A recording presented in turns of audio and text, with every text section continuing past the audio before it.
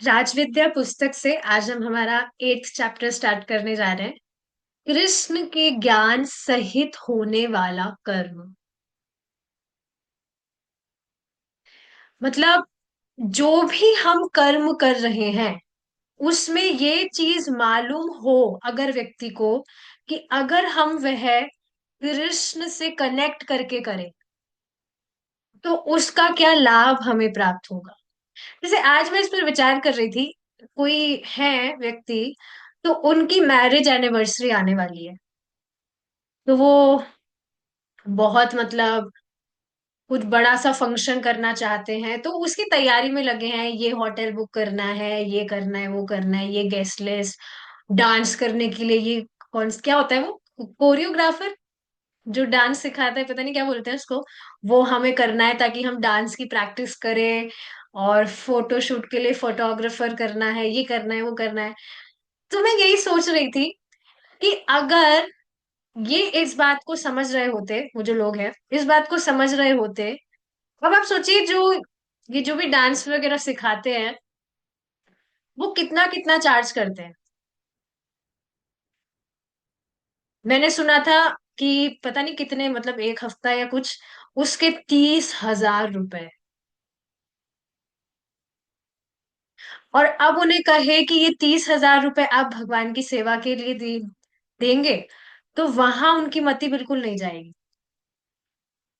तो अगर व्यक्ति कुछ भी कर्म कर रहा है, उसे ये मालूम हो, ये ज्ञान हो कि जो भी मैं कर्म कर रहा हूं वास्तव में उसी कर्म का मुझे लाभ मिलेगा जो मैं कृष्ण के लिए कर रहा हूं, नहीं तो सब कुछ वेस्ट है।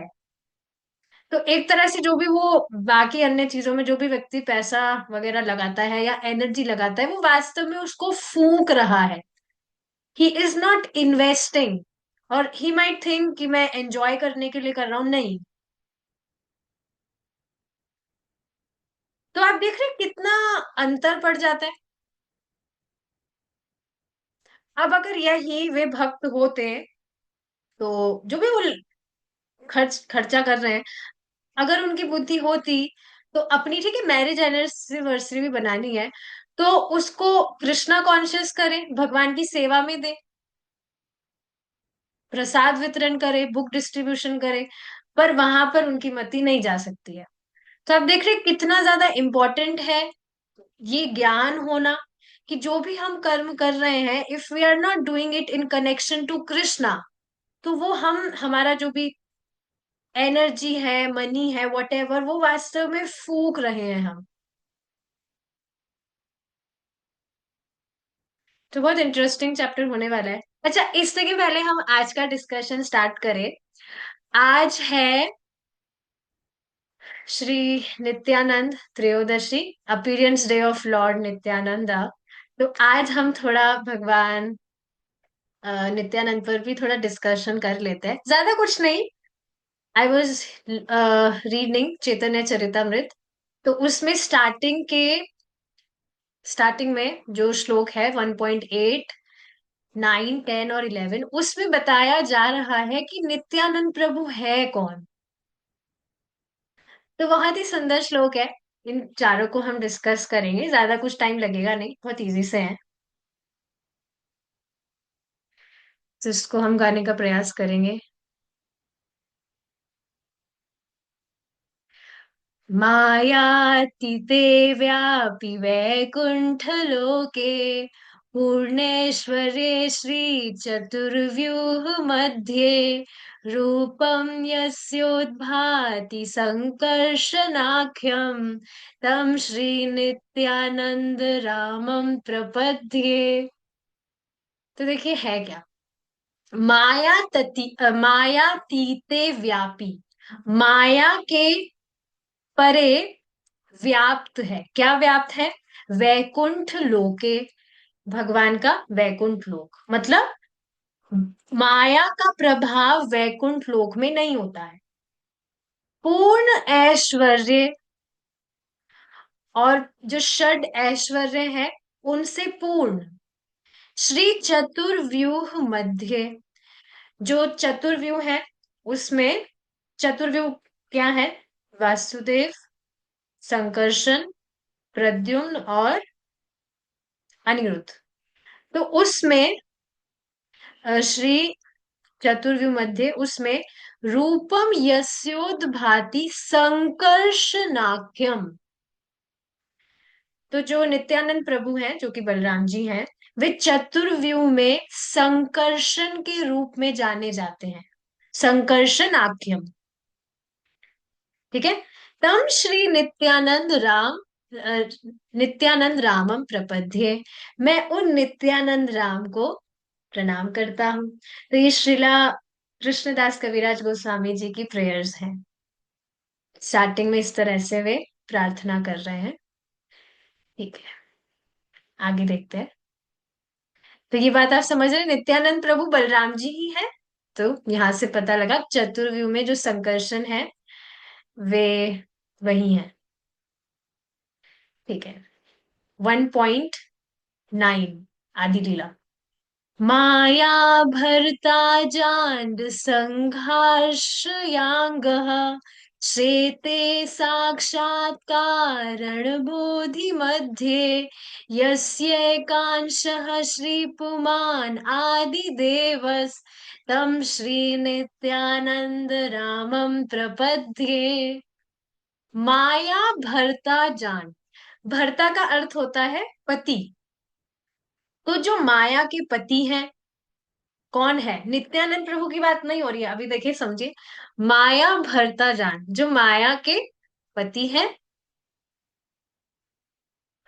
और अंड मतलब देखिए, अंड संघा संघ आश्रय अंग। जिन नित्यानंद प्रभु के अंग, अंग अंड संग। सारे अंड मतलब ब्रह्मांड, सारे जो ब्रह्मांड है, सारे ब्रह्मांडों के समूह, समूह का आश्रय, आश्रय है। तो जिन नित्यानंद प्रभु का अंग सारे ब्रह्मांडों के समूह का आश्रय है। शेते साक्षात, कौन सा अंग? अभी देखिए, शेते साक्षात कारणम्बोधि मध्य। जो साक्षात, साक्षात कारणम्बोधि मतलब कि कारण सागर में शेते सोते हैं, विश्राम करते हैं। कौन विश्राम करते हैं? चलिए मुझे चैट पर बताइए, चैट ऑन है। कौन विश्राम करते हैं कारण सागर में? ऑप्शंस, तीन ऑप्शंस है, this is a quiz. Option है गर्भोदक्षाई विष्णु, क्षीरोदक्षाई विष्णु, कारणोदक्षाई विष्णु या महाविष्णु। चार ऑप्शन है, इसमें से मुझे बताइए कौन कारण सागर में विश्राम करते हैं। देखते हैं किसको पता है। हाँ बताइए माता जी, आप क्या बताइए, देख रहे हैं, पढ़ा तो है सबने। ठीक है, एक माता जी का रिप्लाई आया है। थर्ड, थर्ड कौन सा था? मैं तो भूल रही हूँ, नाम टाइप करके बताइए मुझे।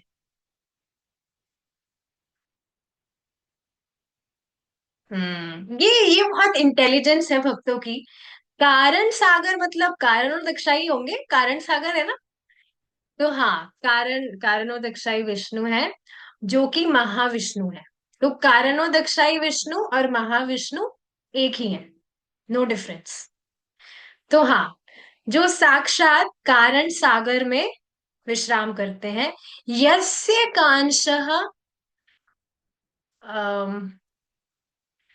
तो वे महाविष्णु, जो कि नित्यानंद प्रभु यानी कि बलराम जी के यस्य कांशः एक अंश मात्र है।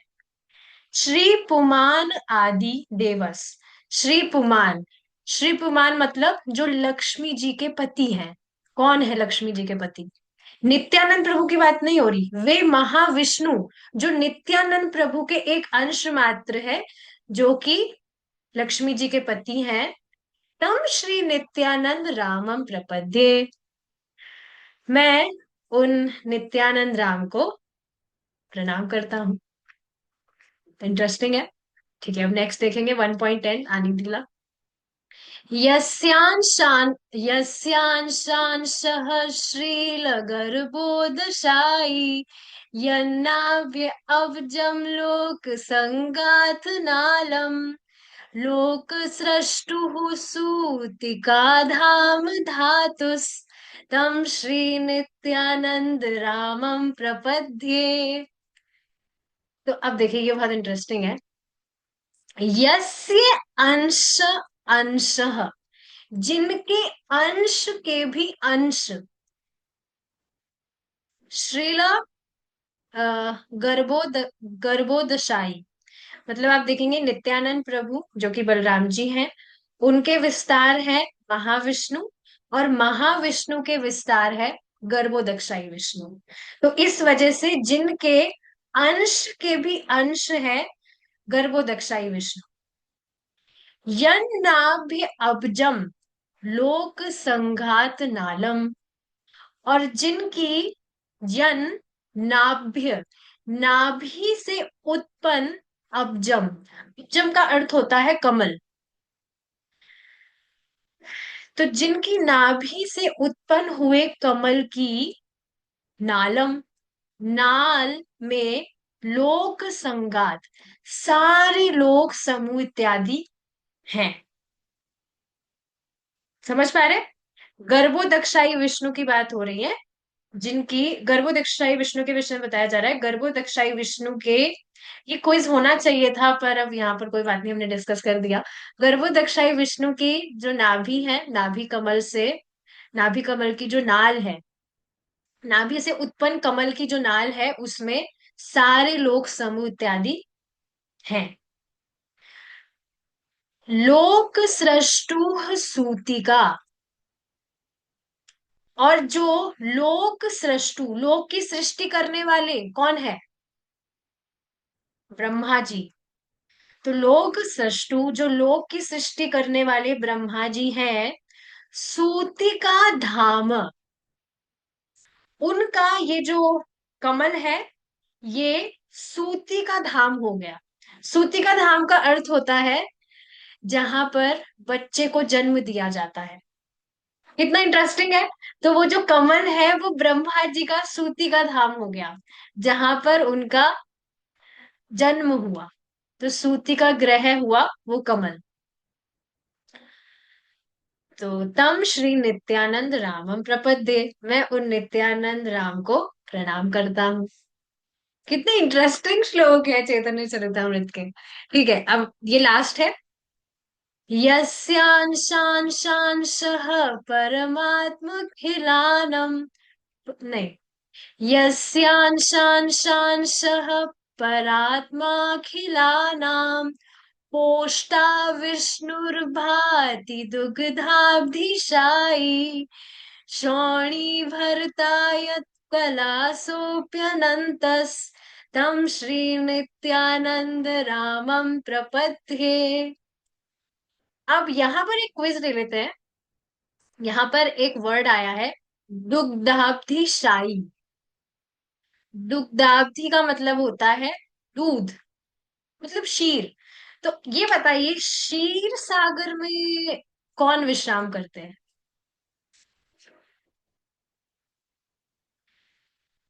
हाँ, बताइए बताइए। ऑप्शन वही है जो अभी बताए थे, जिसमें से महाविष्णु तो अब है नहीं, उनका तो मालूम चल गया, कारण सागर।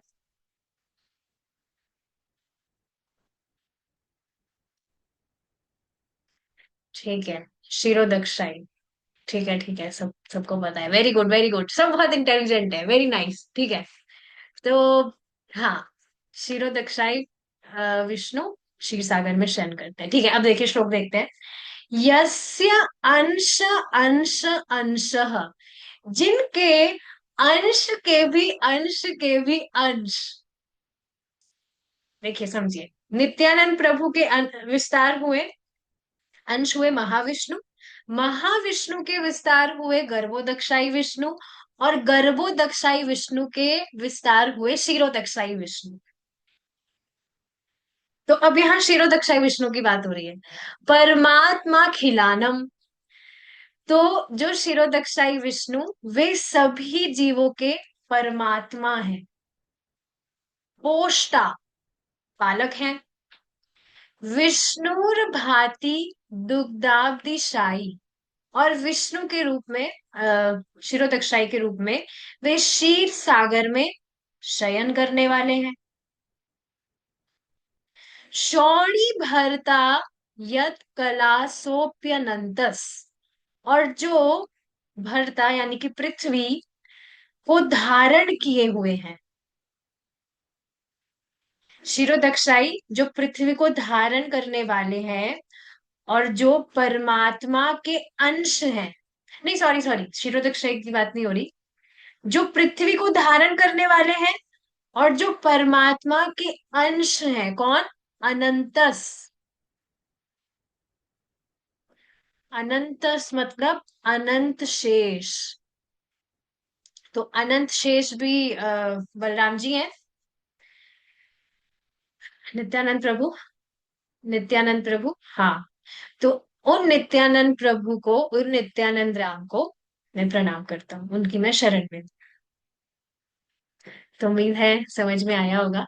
ये 4 श्लोक ही थे जो श्रीला कृष्णदास कविराज गोस्वामी प्रे कर रहे हैं नित्यानंद प्रभु से। ठीक है, बैक टू आवर क्लास। अब हम हमारा ये थोड़ा श्लोक डिस्कस कर लेते हैं। इसको गाइए। न माम कर्माणि लिम्पन्ति, न मे कर्म फले स्पृहा, इति माम योऽभिजानाति कर्मभिर्न स बध्यते। न मां कर्माणि लिम्पन्ति, न मे कर्म फले स्पृहा, इति मां योऽभिजानाति कर्मभिर्न स बध्यते। तो बहुत ही स्पष्ट है श्लोक। ना माम कर्माणि लिम्पन्ति। तो यहाँ पर भगवान कृष्ण अपने विषय में बता रहे हैं कि ना माम कर्माणि लिम्पन्ति, मतलब कि मुझे कोई भी कर्म लिप्त नहीं करता। कौन से कर्म की बात हो रही है? सृष्टि, स्थिति और प्रलय। ये 3 टॉपिक हमने अच्छे से 1.1.1 में समझे थे श्रीमद् भागवतम की क्लास में, कि भगवान किस तरह से सृष्टि करते हैं, फिर स्थिति मतलब मेंटेन करते हैं अभी जैसे जो चल रहा है, और फिर प्रलय कर देते हैं। तो भगवान कृष्ण यहाँ बता रहे हैं कि मुझे सृष्टि, स्थिति और प्रलय आदि के जो कर्म है वो मुझे नहीं बांधते हैं। ना मैं कर्म फले स्पृहा, और ना मुझे कर्म फल की कोई इच्छा होती है।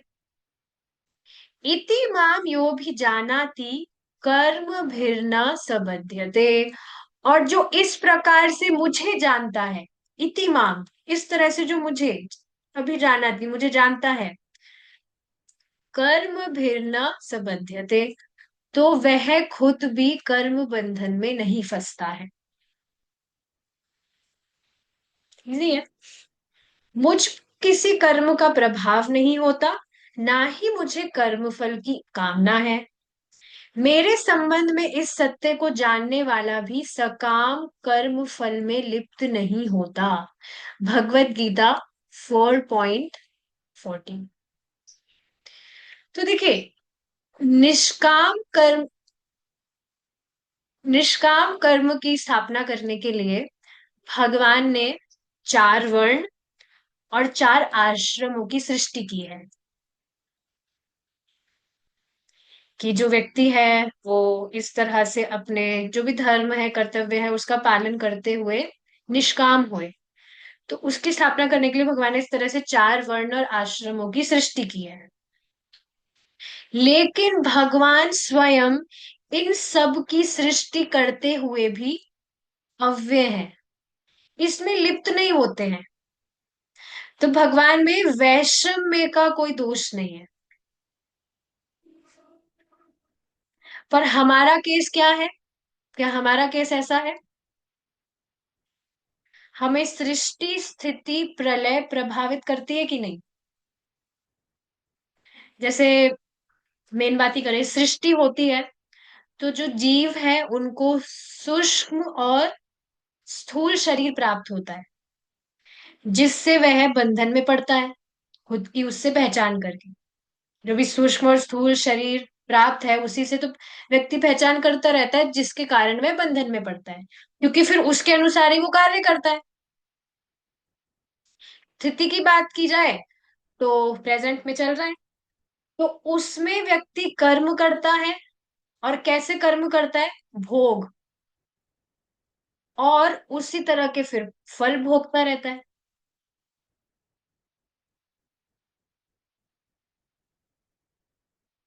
पता नहीं इन दिनों मुझे बहुत ज्यादा पहले की जो चीजें हैं वो बहुत ज्यादा याद आ रही है। और मुझे इतना ज्यादा वो, क्या कहेंगे, उत्पीड़न करती है, मतलब पहले की जो चीजें हैं कि किस तरह से मैं फंसी हुई थी, कैसी बुद्धि थी। और उस समय मैं समझ भी नहीं पा रही थी कि मैं फंसी हुई हूँ। बहुत मतलब दुख होता है, पर उसका कोई मतलब नहीं है, वो तो गया, पास्ट है। पर ये आप देख रहे हैं ना कि व्यक्ति की भोग बुद्धि होती है, वो उस तरह से काम करता रहता है, और उसकी क्योंकि वैसी इच्छाएं हैं और उसी तरह से उन गुणों का वो संग करता है, जो उसे और प्रेरित करता है उसी तरह से काम करने के लिए। और सबसे अमेजिंग चीज क्या है, जो व्यक्ति जो कुछ भी कर रहा है वो सोचता है कि मैं एकदम सही हूं, मैं एकदम, I am in great condition. पर जैसे जैसे भक्ति करता है, हृदय शुद्ध होता है, तब समझ में आता है कि कैसे बिल्कुल डस्टबिन में ही पड़े हुए थे। तो इस तरह से सृष्टि किस तरह से, सॉरी, स्थिति किस तरह से प्रभावित करती है, जो भी व्यक्ति भोग करता है फिर उस हिसाब से उसके फल को वो भोगता रहता है। और जब प्रलय होती है तो बड़ा कष्ट होता है, लेकिन भगवान को कोई दिक्कत नहीं होती। इस जगत में भी आप देखेंगे, अगर हम, कोई भी व्यक्ति है वो कुछ भी सृष्टि करता है, तो उसमें पहली बात तो बहुत प्रयास होता है। अब वो आप कुछ भी देख लीजिए, जैसे कोई आप अ, कोई डिश की आप सृष्टि कर रहे हैं, डिश मतलब कुछ आप बना रहे हैं, कुछ खाने का आइटम, उसमें कितना प्रयास होता है। या कोई संतान उत्पन्न करना चाहता है, उसमें कितना प्रयास होता है। तो इसी तरह से कुछ भी व्यक्ति सृष्टि करता है तो उसमें बहुत प्रयास होता है। और फिर स्थिति की बात की जाए तो आसक्ति, आसक्ति होती है। और जब उसकी प्रलय हो जाती है तो बहुत दुख होता है। लेकिन भगवान के साथ में ऐसा नहीं होता है। महाराज इस बात को बता रहे थे कि, एक मिनट।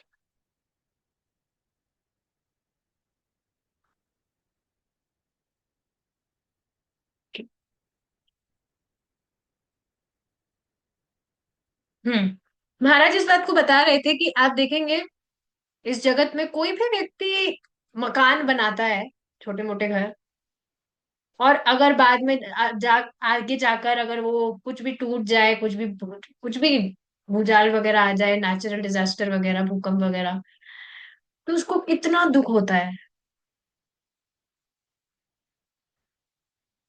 पर भगवान को देखिए आप, पूरे जगत की सृष्टि भी करते हैं और उसमें आसक्त भी नहीं होते, और फिर प्रलय भी बड़ी आसानी से कर देते हैं, कुछ भी भगवान को फर्क नहीं पड़ता।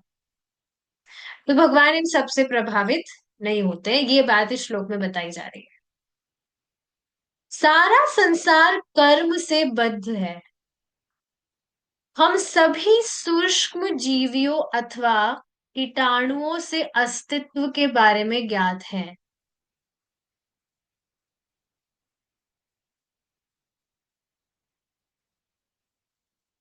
जो 1 मिलीमीटर से भी लघु आकार वाले स्थान में लाखों में रहते हैं।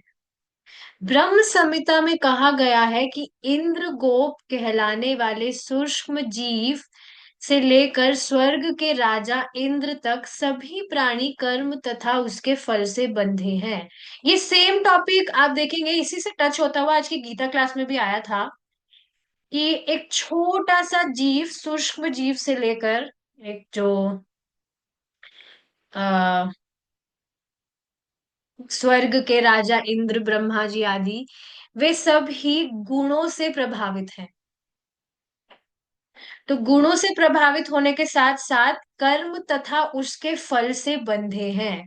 इसी पर एक बहुत ही इंटरेस्टिंग बात प्रभु जी ने कल की शाम की क्लास में बताई थी, बहुत ही इंटरेस्टिंग था, सुनकर सच में मजा आ गया था। क्या बात बताई थी? आप देखेंगे कि प्रभुपाद जी बताते हैं इस बात को, कि कोई भी जो जीव है, अलग अलग शरीर उसको मिले हैं उसके कर्म अनुसार, और उसके शरीर के अनुसार उसकी जो भी आवश्यकता है, मेनली अगर खाने की बात की जाए, खाने पीने की, तो भगवान की व्यवस्था से उस जीव को जिस भी शरीर में वह है, आप देखेंगे जैसे एक गाय है तो वो हर्बीवोरस है, मतलब वो घास आदि सब्जी वगैरह ही खाएगी। शेर है वो मांस वगैरह ही खाएगा। तो इसी तरह से जिस भी जीव की उसकी इच्छा के अनुसार जो भी उसको खाने को चाहिए होता है, भगवान एग्जैक्टली exactly उसके लिए वही अरेंज करते हैं। कितना ज्यादा इंटरेस्टिंग है ये। इसको कभी भी इस तरह से सोचा ही नहीं होगा, मैंने तो कभी नहीं सोचा था। हाँ, हम ये जरूर सुनते हैं कि भगवान सबकी व्यवस्था कर रहे हैं, पर आप देखिए इसको इस डिमेंशन से देखिए, कि जिस जीव की जैसी उसकी आवश्यकता है, उसकी आवश्यकता के अनुसार उसको वो खाद्य पदार्थ प्रदान किए जा रहे हैं भगवान की व्यवस्था से, विच इज नॉट इजी। इतने सारे जीव हैं, अनंत जीव, और सभी को आप सोचिए भगवान इस तरह से व्यवस्था करते हैं। इससे भगवान का सामर्थ्य दिख रहा है, कितने महान है भगवान। ये बिल्कुल भी इजी चीज नहीं है। आप सोचिए आप ही के घर में जैसे कोई गेस्ट आ जाए, और गेस्ट की बात छोड़िए, घर में ही जो मेंबर्स होते हैं उनमें अगर सबके खाने पीने के अलग अलग टेस्ट हो, तो कितना डिफिकल्ट हो जाता है कुकिंग करना, कि क्या मतलब क्या बनाया जाए जो सबके लिए चल जाए। सबके लिए अगर हम अलग अलग आइटम्स बनाते रहे तो फिर तो पूरा दिन ही उसी में चला जाएगा। पर आप देखिए भगवान तो इस तरह से व्यवस्था कर रहे हैं।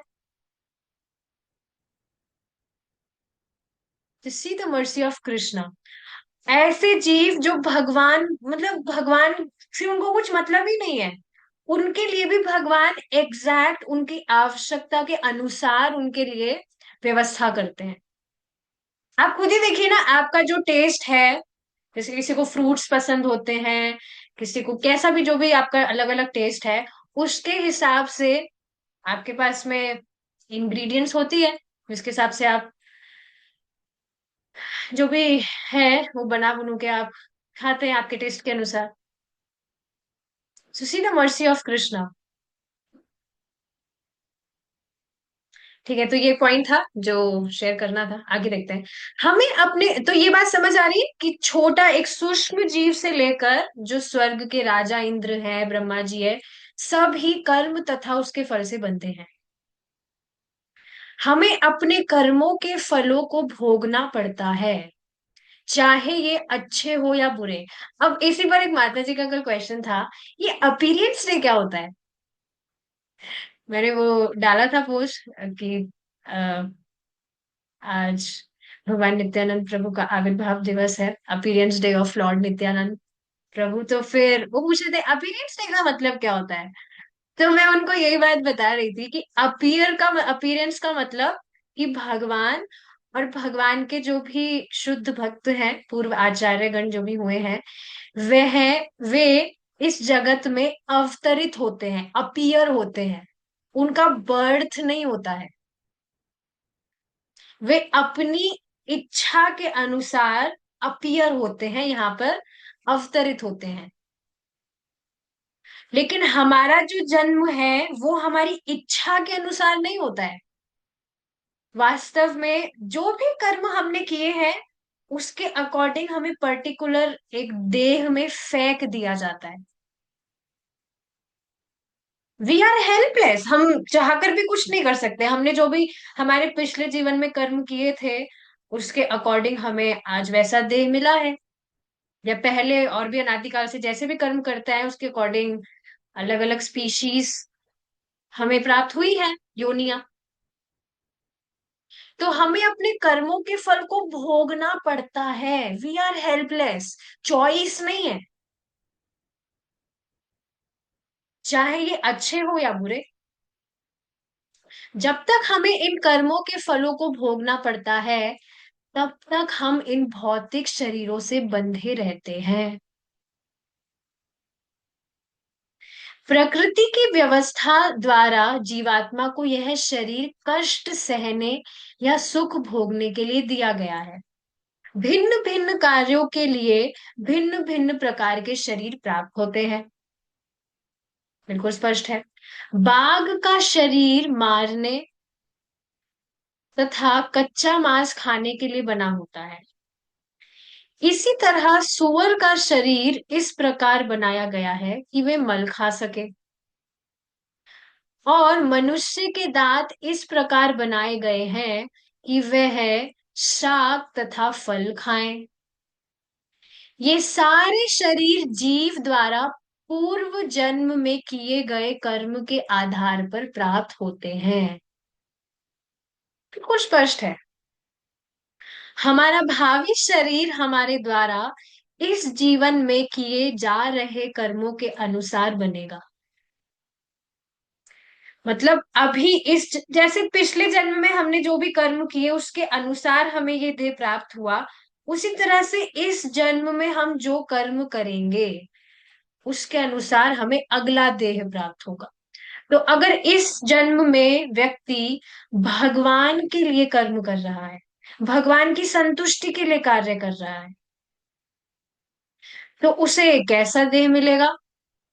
भगवान का पार्षद वह बन जाएगा। It's just that easy. इसको तो आप खारिज नहीं कर सकते, बिल्कुल स्पष्ट यहाँ बताया जा रहा है। पूरा जीवन अगर कोई भी व्यक्ति भक्ति करेगा तो कोई चांस है ही नहीं कि वो भगवान के पास ना जाए। जिस तरह से पूर्व जन्म के कर्मों के अनुसार हमें ये देह मिला है, तो इस देह में, मनुष्य देह में अगर व्यक्ति भजन कर रहा है पूरा जीवन, सो डेफिनेटली वो भगवान के धाम जाएगा।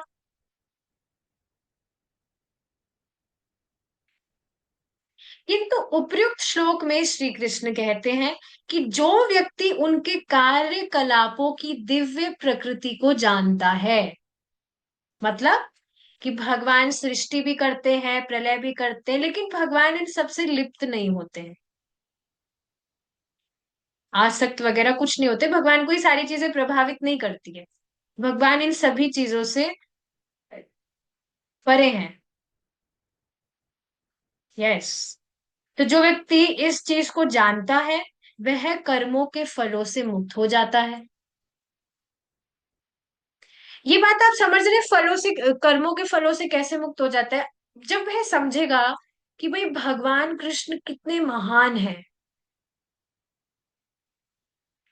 तो इस तरह से जानते हुए भगवान की वह सेवा करेगा और फिर अपने आप ही भगवान के लिए कर्म कर रहा है, तो सारे भगवान से इतर उसके जो कर्म है वो अपने आप बंद,